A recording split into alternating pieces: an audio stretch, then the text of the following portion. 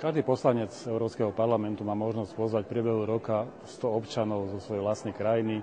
Ja som sa rozhodol pozvať konkrétnych ľudí z môjho regiónu, vzhľadom na to, že chcem, aby boli viac napojení na informácie z Európskej únie, z európskych inštitúcií, aby vedeli, ako funguje ten systém, štruktúry európskych inštitúcií. A jednoducho, aby spoznali trochu prácu Európskeho parlamentu na legislatíve Európskej únie, ale aj ďalších európskych inštitúcií, ako je Komisia a Rada. Hovorí sa, že je lepšie raz vidieť, ako 10-krát počuť. To platí aj v tomto prípade rozhodne. Ja si myslím, že títo ľudia tu dostali zaujímavé informácie. Už si nebudú myliť takéto pojmy ako europoslanec a eurokomisár. Určite budú vedieť základné rozdiely medzi európskymi inštitúciami, ich úlohami, ich cieľmi.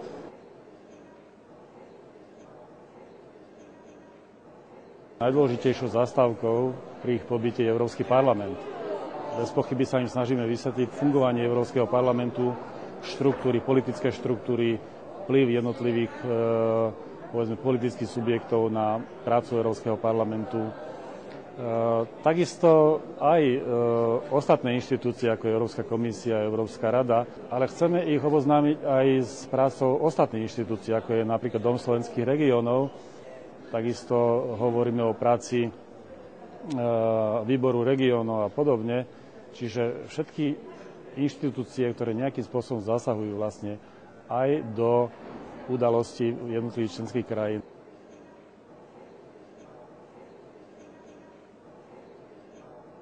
Tým, že pracujem vo výbore pre priemysel, výskum a energetiku, myslím, že tá energetika je momentálne téma číslo 1. Oni ju vlastne registrujú skrz navyšovanie cien za jednotlivé druhy energií a preto vlastne sa pýtajú na ten ďalší vývoj tej energetiky, predovšetkým ako to bude s elektrickou energiou, ale aj s plynom. Som sa aj snažil vysvetliť, ako to vníma Európska únia, ako sa snažíme vlastne liberalizovať ten energetický trh, čo by malo viesť na určitú stabilitu cien, pretože toto je určite významná záležitosť, významný aspekt pre týchto ľudí. Druhou oblasťou, ktorá sa ich takisto dotkla a takisto to súvisí s mojou prácou vo výbore pre ekonomiku a monetárne záležitosti je zavádzanie eura alebo zavedenie eura na Slovensku. Rozhodne, že sa pýtali na tie dopady, na tých bežných občanov, prípadne na podnikateľské subjekty. Snažil som sa ich tak trochu upokojiť, že pokiaľ tá vláda bude robiť štandardnú makroekonomickú politiku, jednoducho nemusia sa obávať nejakých významných zmien.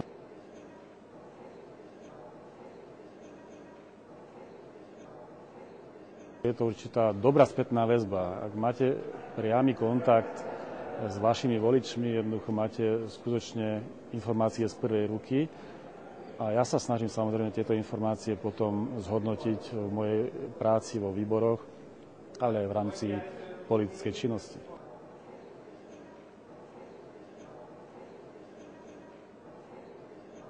Rozhodne si uvedomujú, že Európsky parlament ako inštitúcia, ako jedna z dominantných inštitúcií má veľký vplyv na európsku politiku a teda aj na systémové zmeny, ktoré sa vlastne dejú v jednotlivých členských krajinách.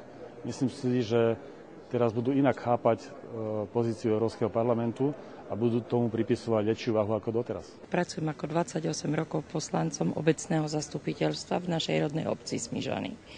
A teda chcela som vedieť, ako to funguje na vyššej úrovni. Mám radosť z toho, pretože niečo počuť a vidieť je obrovský rozdiel. Stretnutie s našim europoslancom ma potlačilo ďalej. Dozvedeli sme sa o tom, že koľko vyloboval náš poslanec pre Slovenskú republiku, že v rámci euroregiónov sme dostali viac, ako sa hovorilo. A práve to som chcela vedieť, že či tí naši ľudia, ktorým sme dali my možnosť byť tu, že či nás prezentujú tak, ako by sme chceli a oni nás nielen prezentujú, oni nás reprezentujú, takže som rada, že je to tak, ako to je. Toto je vlastne aj cieľom týchto návštev, trochu spoznať sa navzájom, spoznať prácu europoslanca, ale na druhej strane získavať aj spätnú väzbu od týchto občanov pre moju ďalšiu prácu v Európskom parlamente.